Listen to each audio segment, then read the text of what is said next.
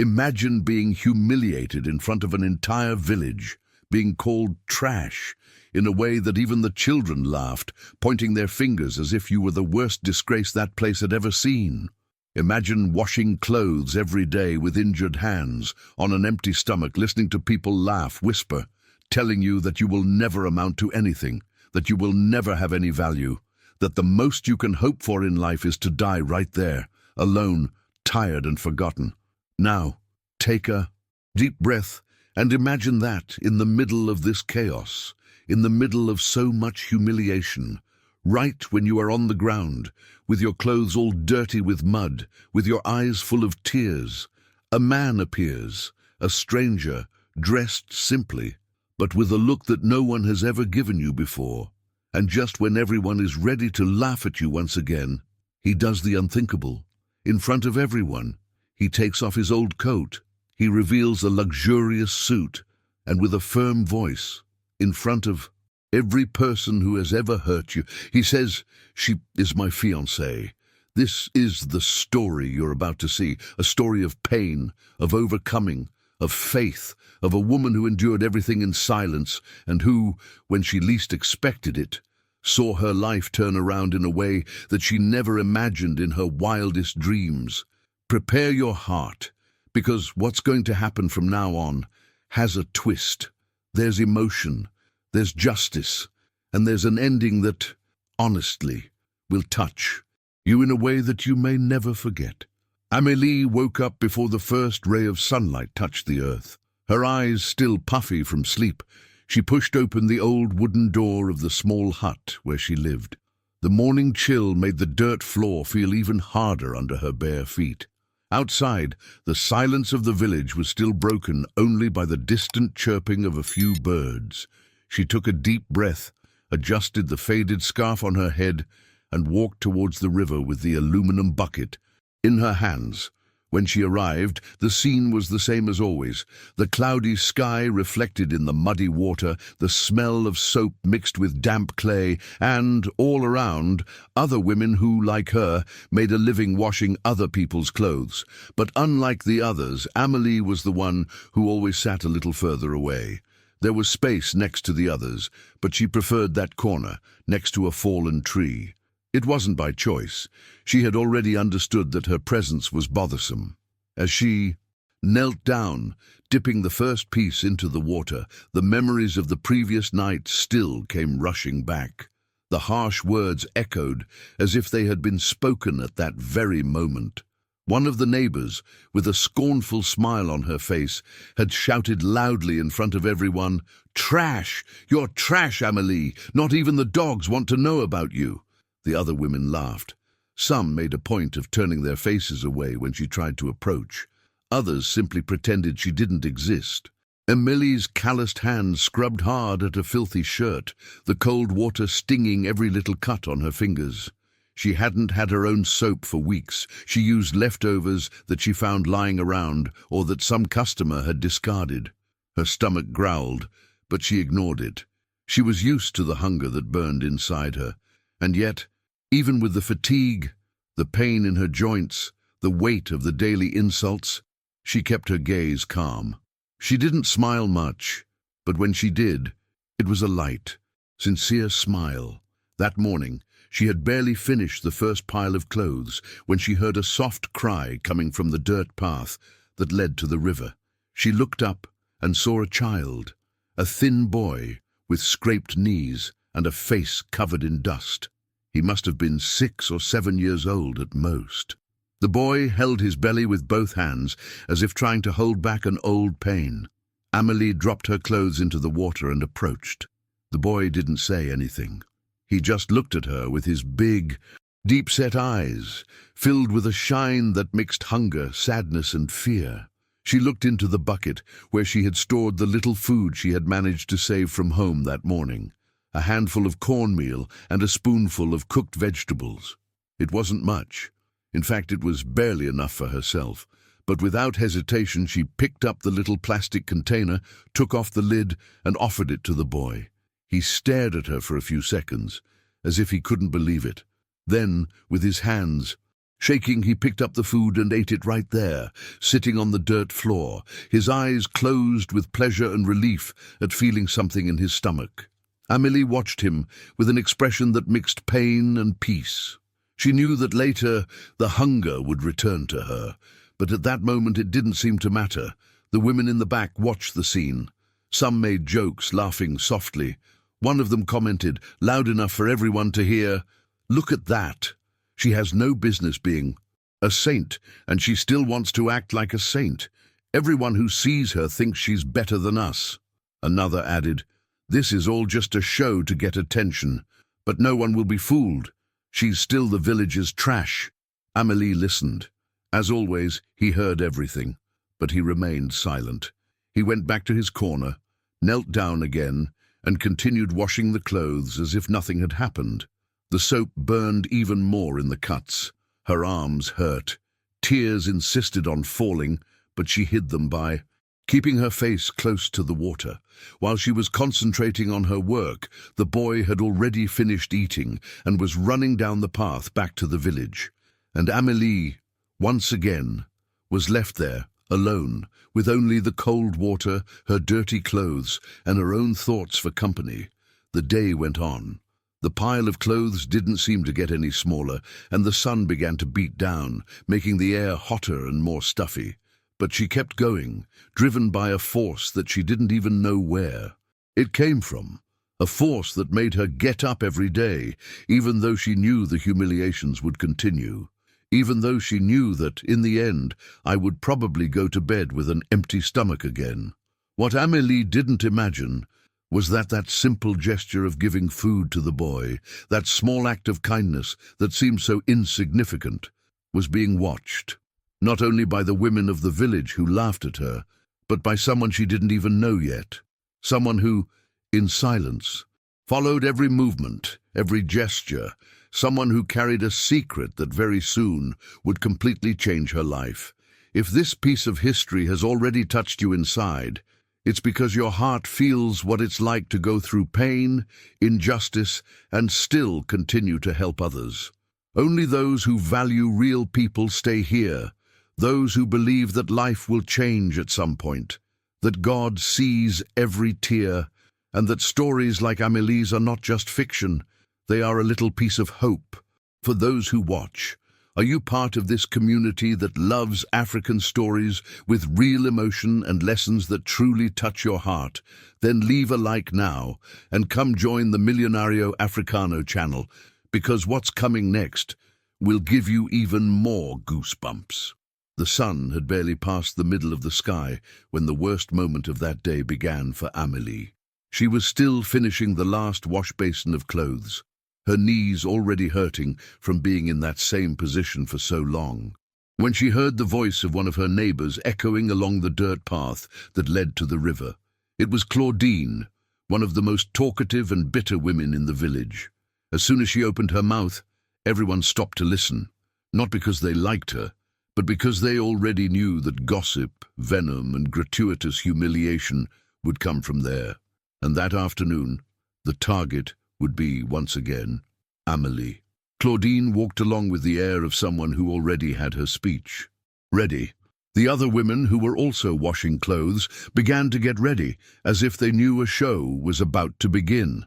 Some laughed softly, others just looked on with the air of someone enjoying other people's misfortune. Amélie pretended it wasn't her problem. She continued scrubbing the clothes, looking at the bottom of the water, trying not to pay attention. But it was no use. "Look who's here again! The shame of the village!" shouted Claudine, her voice full of contempt. The washerwoman, with no future, the one who thinks she's going to achieve something in life, but who in reality is only good for washing other people's dirt. The laughter began, one, then another, and within seconds the entire group was laughing out loud. The words hit Amélie like rocks in the chest. She took a deep breath, swallowed hard, and continued washing. But Claudine didn't stop. In fact, she seemed even more excited by her silence. "You know that no one respects you, right? Everyone here only tolerates you because they need someone to do their dirty work. But friendship, respect, that will never happen. She took a few steps forward, getting even closer to Maëlle. And do you know why? Because you are a burden to this community. A disgrace. Maëlle stopped. Her hands were shaking, but she kept her head down. Her heart was beating fast, as if it wanted to come out of her mouth. She tried not to let the tears fall, but the lump in her throat was already impossible to hold back. Some women started recording with their old cell phones, laughing even harder. "This is going to be a hit in the village group," one of them said between laughs. Claudine continued, now pointing her finger right in Amelie's face. "And yesterday, thinking she was doing charity work, giving food to a street kid, as if she were a saint, making a scene just to act like a good girl. Everyone saw it, right? Everyone saw it. Pathetic, ridiculous." Maëlle closed her eyes for a second. An overwhelming urge to run away from there crossed her mind, but her legs felt stuck to the floor. She knew that if she stood up or tried to respond, it would only make things worse. So she took a deep breath and went back to fiddling with her clothes, as if the whole world wasn't crashing down on her at that moment. But Claudine wanted more. She suddenly bent down, picked up one of the buckets of clean clothes that Maëlle had just washed with such effort, and with one swift movement, she dumped everything on the ground. The foam mixed with the dust, the dirty water ran down the stones, and the little dignity that Maëlle was still trying to maintain ran away with it. The silence that followed was strange. For a moment, even the women who were laughing went quiet, perhaps because deep down they knew that this had gone too far. But Claudine didn't stop. She took a step back and said the words that echoed in Amelie's head for hours. "You have no value. Understand? None. For this. A village. You will always be just trash that no one wants around." Maëlle didn't say a word. She simply picked up her clothes, now dirty again, with trembling hands. Each piece seemed to weigh a ton. The tears she had been holding back began to fall, discreetly, as she tried to hide her face. No one came to help. No one offered a look of compassion. Quite the opposite. People began to disperse, as if all of this were just another normal scene from any other day. As she gathered what she could. Salvage, the sun was already beginning to set, painting the sky with that orange hue that on another day might have brought some hope. But today, it only seemed like a warning that the night would be long and cold. Maëlle dragged the buckets home with difficulty, feeling her back hurt even more than usual. Inside the small mud house, she sat in the usual corner. Silence was her only companion. Her stomach was empty, her head was pounding, and her heart completely broken. But even at that moment, with all her strength gone, with the shame still stuck in her throat, she did something that was already routine. She bent her knees, joined her hands, and said a soft prayer, asking God to give her strength for another day. What Maëlle didn't know yet is that while she cried alone there, someone very unexpected had already seen everything that happened that day, and that someone was about to change the course of her life in a way that no one in that village, not even her, could imagine. The next morning, as if nothing had happened, Maëlle was back at the river. Her face was still swollen from crying so much during the night. Her eyes were red, but there she was, wearing the same old dress, the worn-out scarf in her hair, and that aluminum bucket that already seemed like an extension of her hands.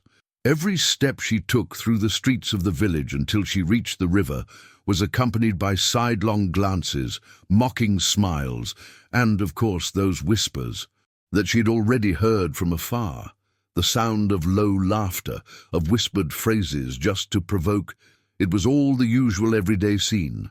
When she passed by the grocery store on the corner, an older lady, Mrs. Odette, who was always leaning against the door just to watch the street movement, made a point of speaking loudly, as if she were telling a story to whoever would listen. There she goes again, washing other people's clothes to see if she can find a husband. But no man wants that kind. A woman. Some other women who were nearby burst out laughing. One of them even added, "No husband, no friends. Who wants someone who only brings misery and bad luck?" Maëlle lowered her head, not out of shame, but because I already knew that if I looked back, if I looked at any of them, the teasing would only get worse. So, as he always did, he kept walking. Each step seemed heavier than the last. When she reached the river, she found her usual spot, that patch of land further away, where the shade of a fallen tree provided some relief from the heat. The water was already cold, the soap barely lathered, but she didn't complain. She never complained. What no one saw, what no one stopped to imagine, was everything she went through when she came home. How much her body ached after hours of work, the nights I lay on the dirt floor because the only mattress I had was torn and mouldy. The times when I had nothing to eat, and yet I left the little food I could for the elderly neighbor who lived alone at the end of the street.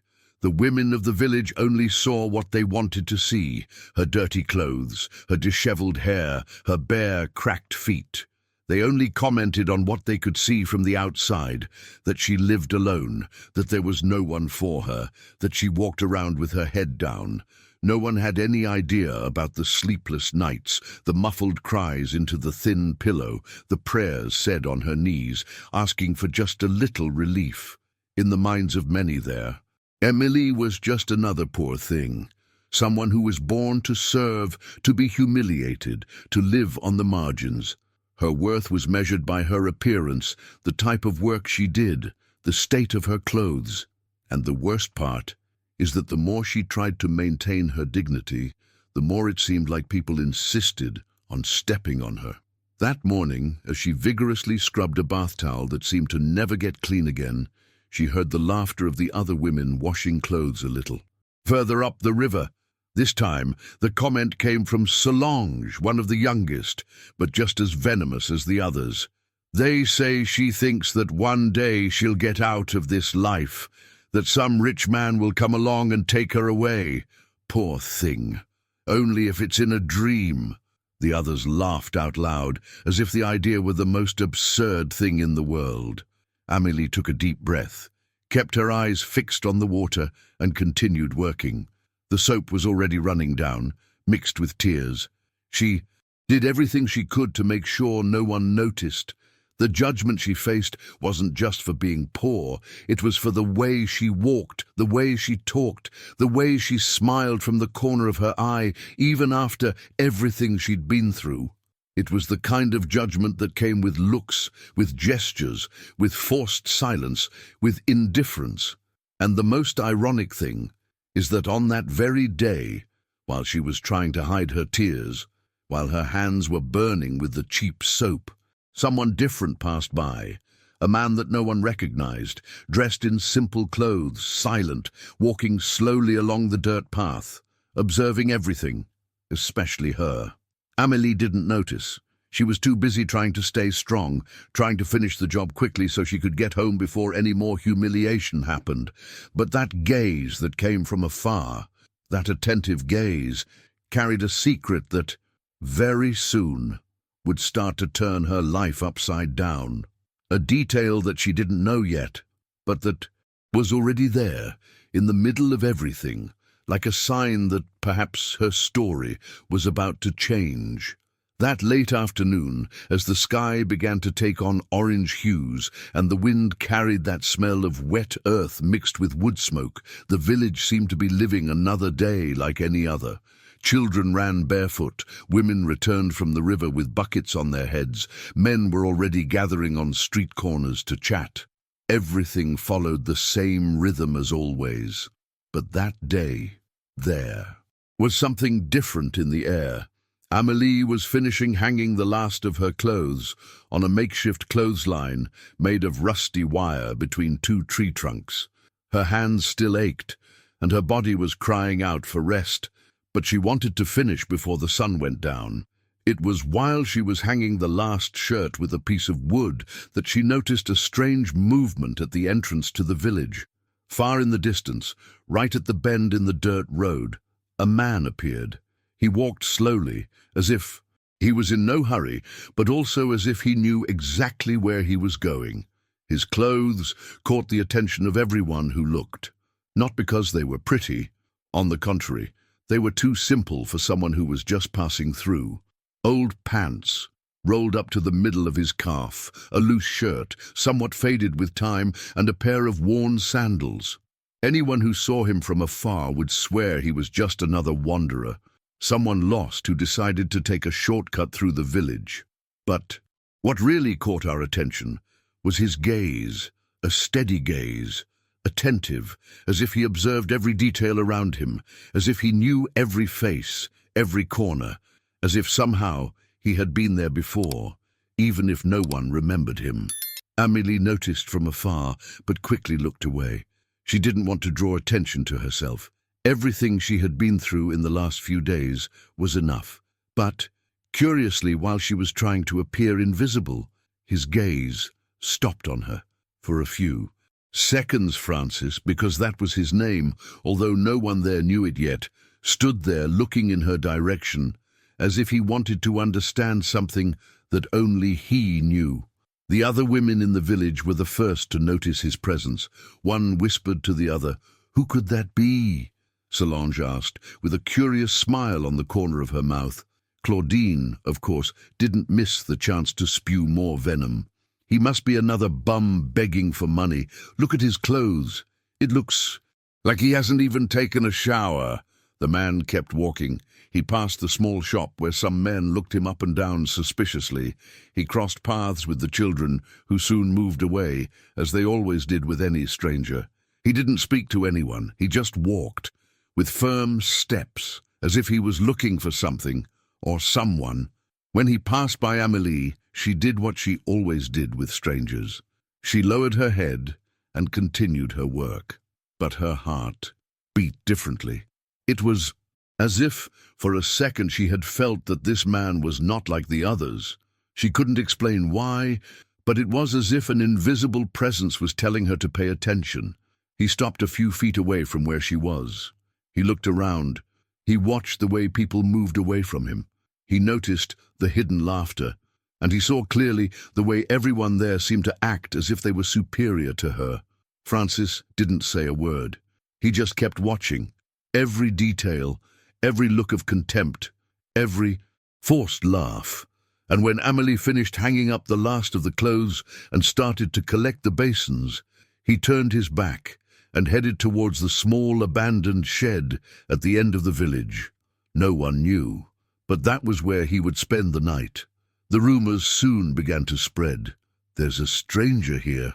He must be running away from something. Look at the way he walks. He's got to be trouble." Within minutes, the entire village had formed their own opinions, without knowing his name, without knowing his story, without imagining who he really was. Amélie, no matter how much she tried to ignore it, couldn't get that look out of her head. There was something about that man, something she couldn't explain, something that, somehow, seemed to be connected to everything she had been going through. What she didn't know yet was that Francis hadn't chosen that village by chance, much less that time or that day.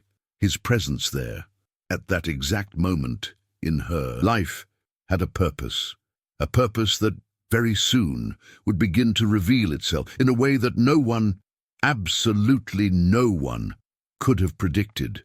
The following days were strange. Strange in the sense that, for the first time in a long time, Amélie began to notice something outside the cruel routine she lived.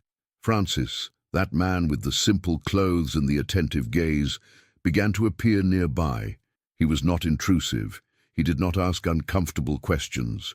He was just there, sitting under the shade of the fallen tree while she washed clothes, walking slowly through the village, exchanging a few words with the man who sold bananas on the corner, or simply observing everything in silence, as if he were keeping secrets that no one else could see. At first, Amélie did what she always did with strangers. She kept her distance. She lowered her eyes, avoided contact. But Francis, he had a different way of being there. He didn't laugh at her. He didn't whisper. He didn't point. Fingers. On the contrary, every time their eyes met, there was a silent respect, a kind of invisible care, as if just by looking at her, he was saying, "I see you." It was one afternoon, when she was carrying 2 heavy buckets back home, that the first real contact happened. The dirt floor was slippery from the previous night's rain. She tried to balance the buckets, but on a steep bend she ended up tripping. The dirty water splashed, soaking her freshly washed clothes, and Amélie fell to her knees, hurting her already bruised hands even more.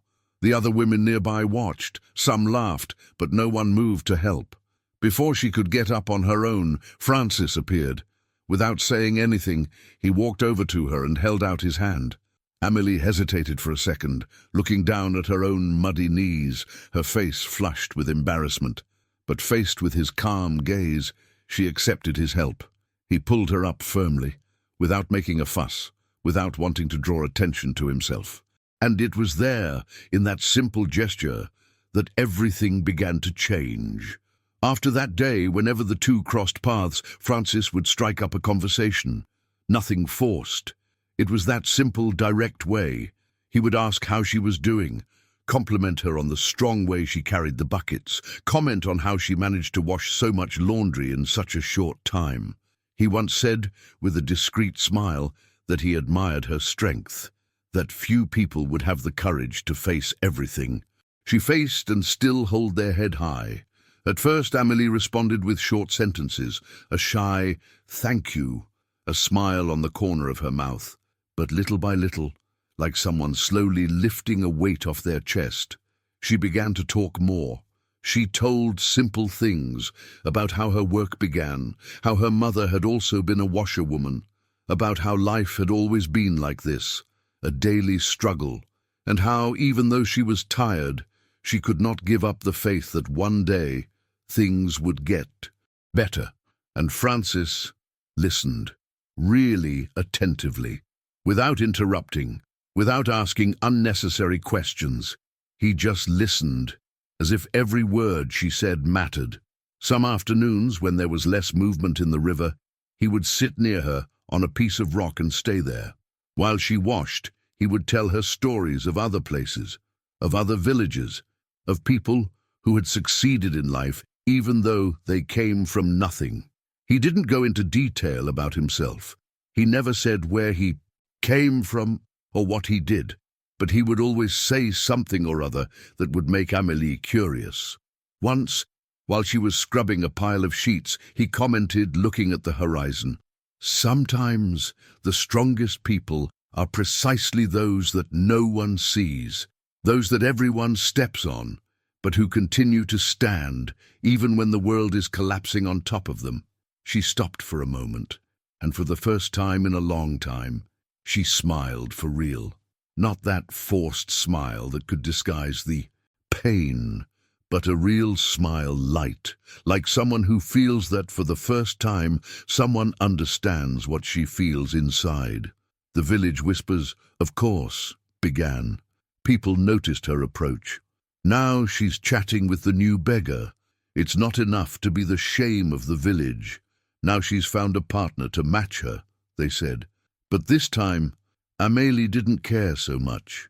It was strange, but something inside her told her that Francis was different, that he didn't see in her just the dirty washerwoman of the village, but the person she really was. As the two talked more each day, an invisible connection was forming, a bond that didn't need many words, but it was there, growing.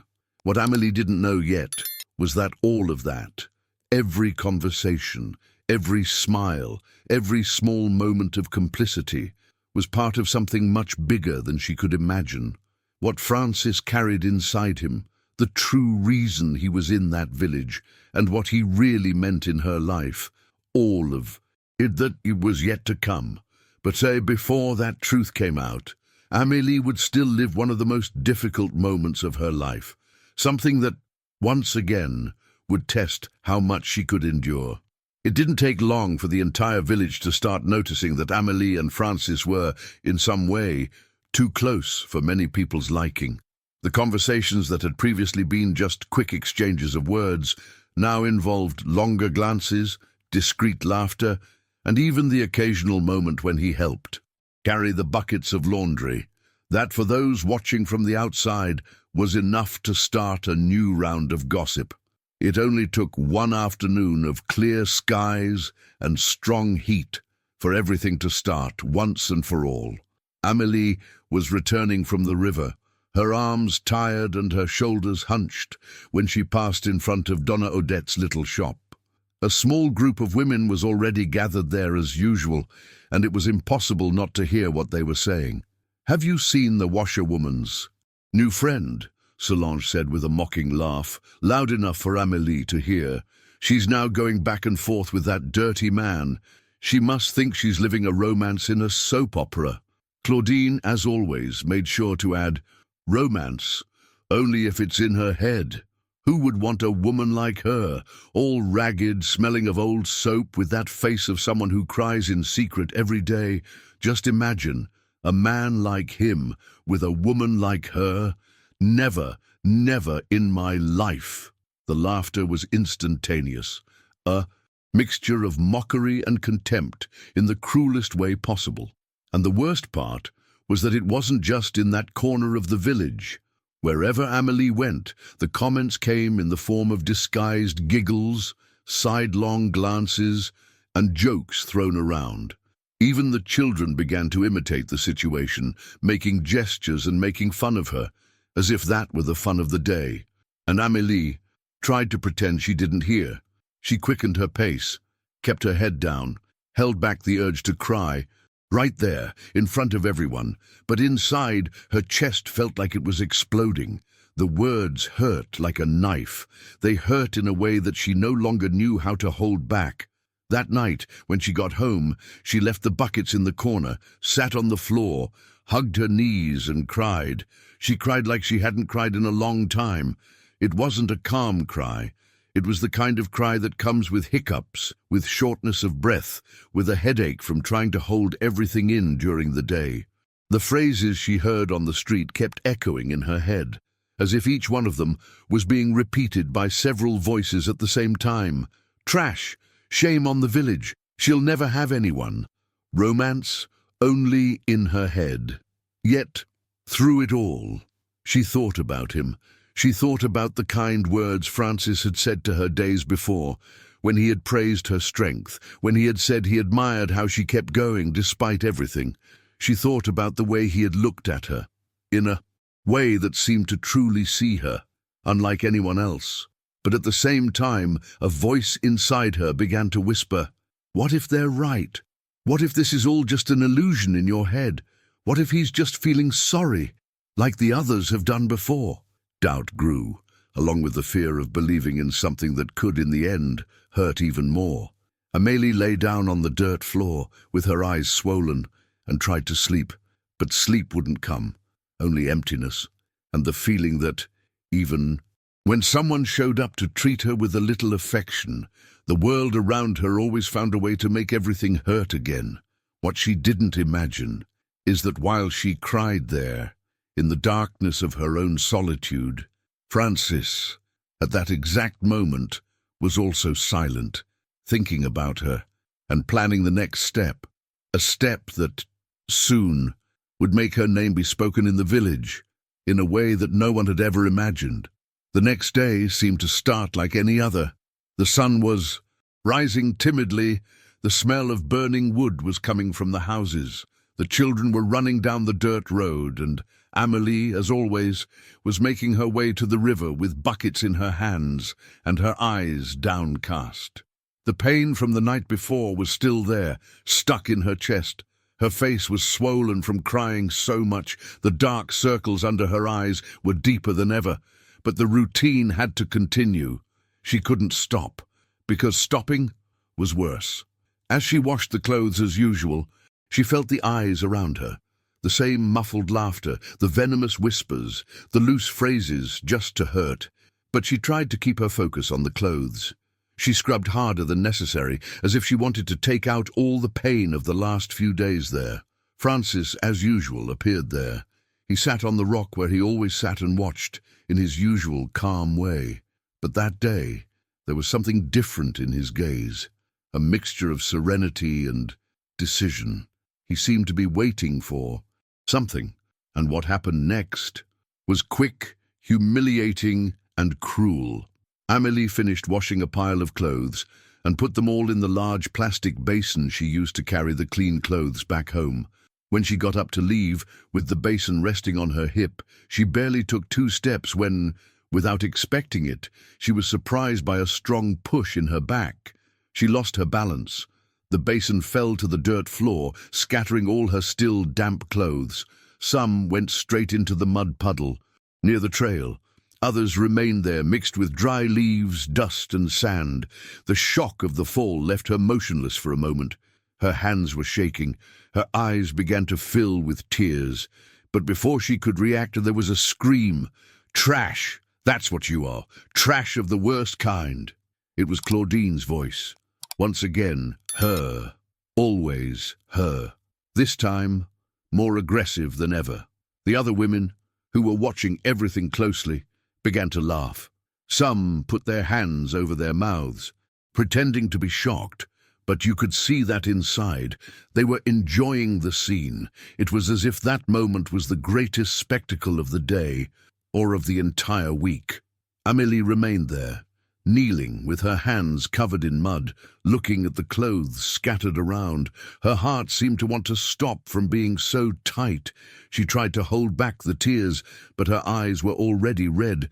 The tears flowed uncontrollably. Her face burned with shame.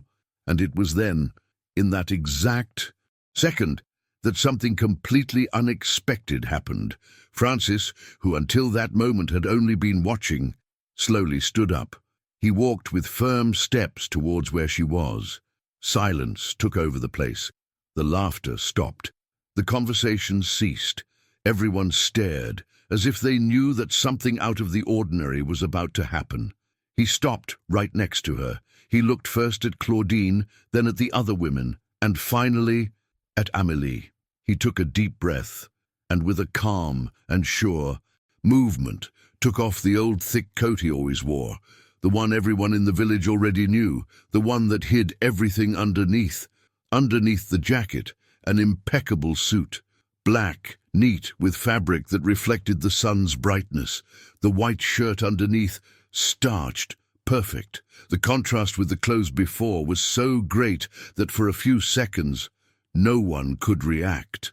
Claudine's mouth fell open in shock. The other women looked at each other. Some put their hands over their faces. Others simply stared wide-eyed, not understanding what they were seeing.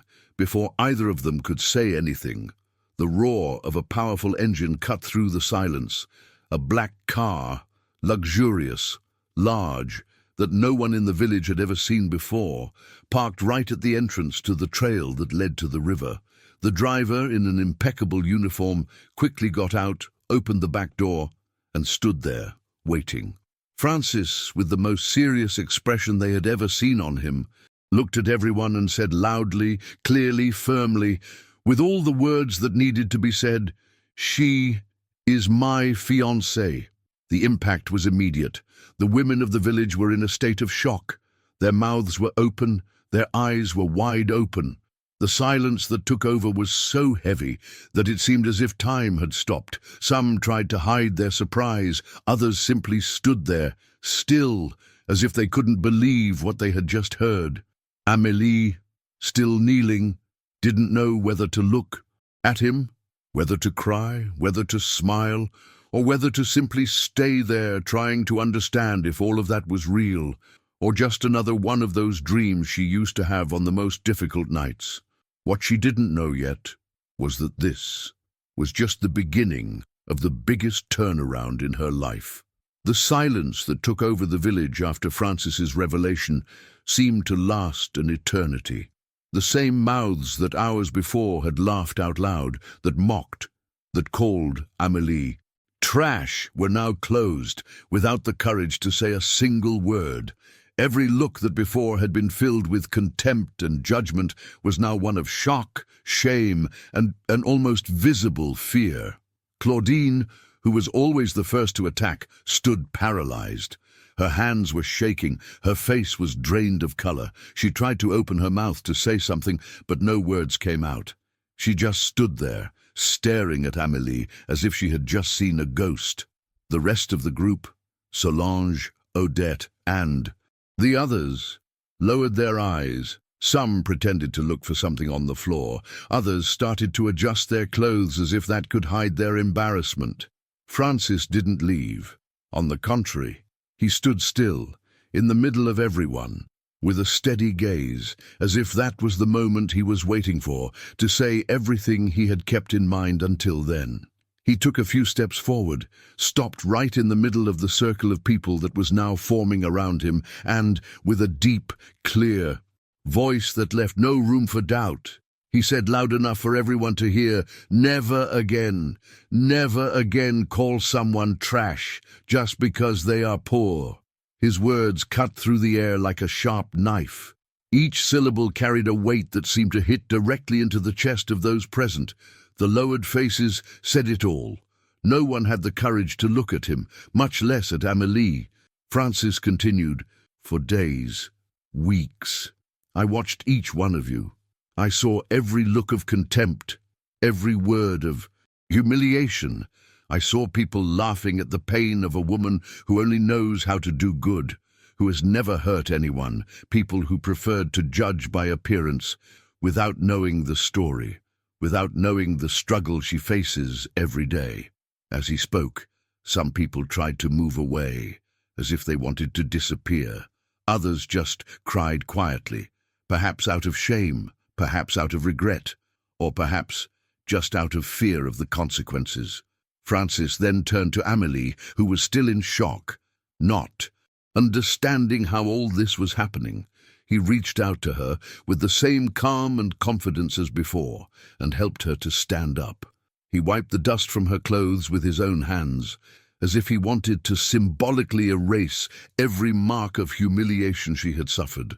"She's my fiancée," he repeated, and this time, with a direct look at Claudine, he concluded, "And if anyone here ever disrespects her again, it won't just be me they'll have to deal with.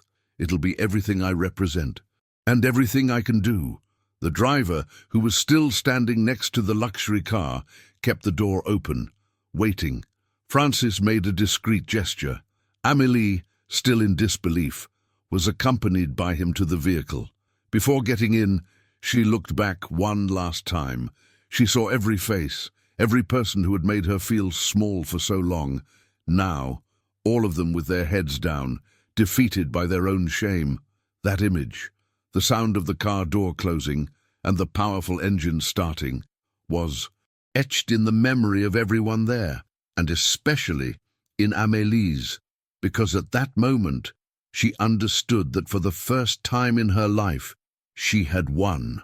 The news of Amélie's departure with Francis spread through the village faster than any other gossip had ever spread before.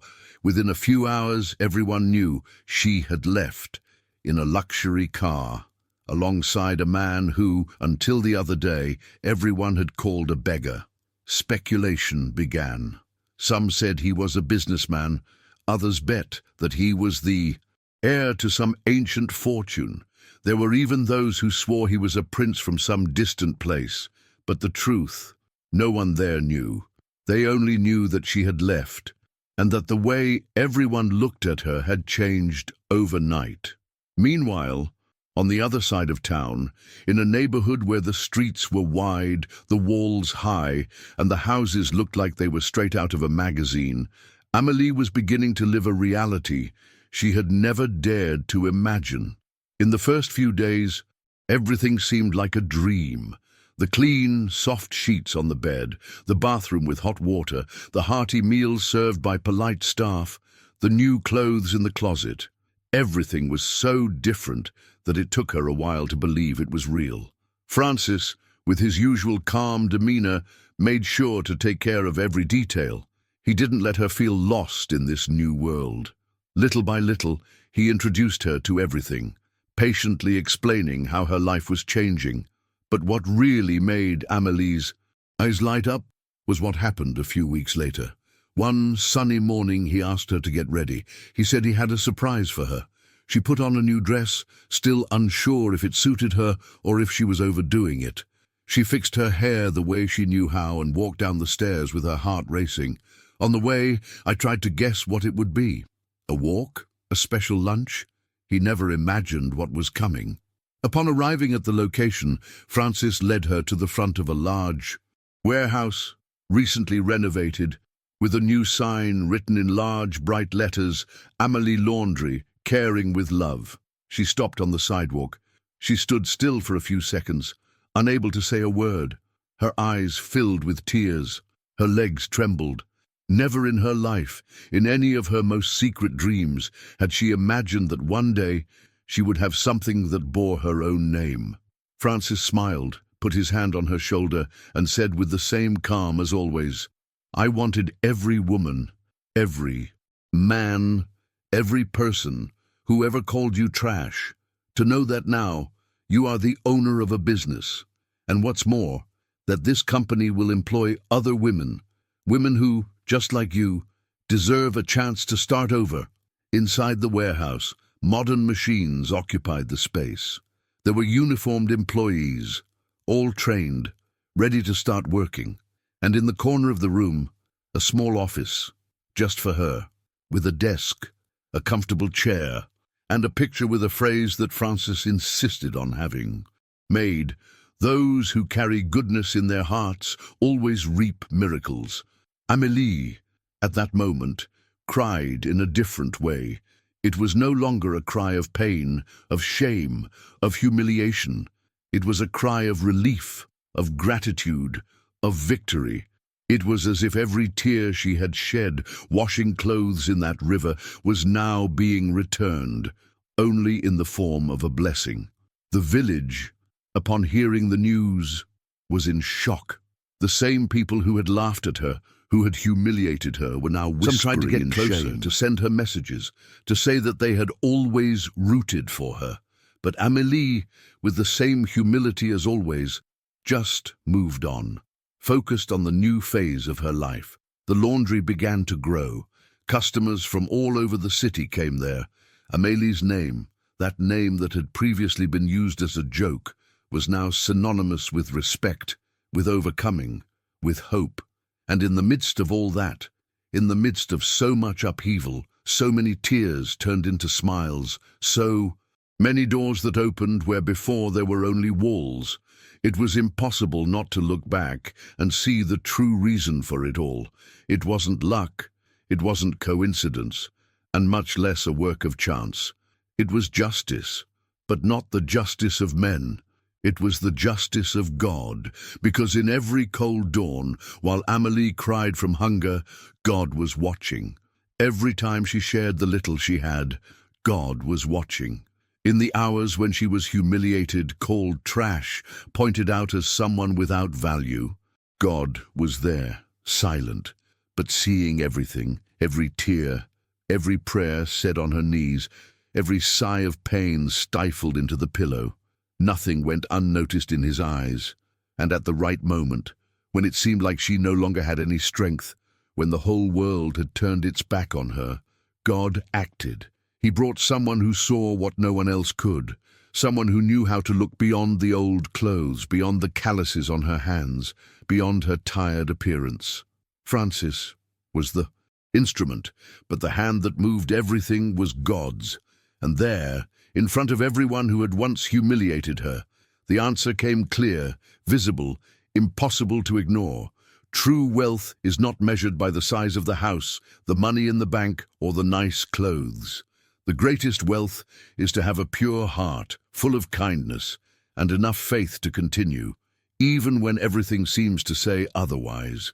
And today, looking at Amélie's story, it's impossible not to think of something that applies to everyone, including those who are here now, listening, feeling, getting emotional with every detail.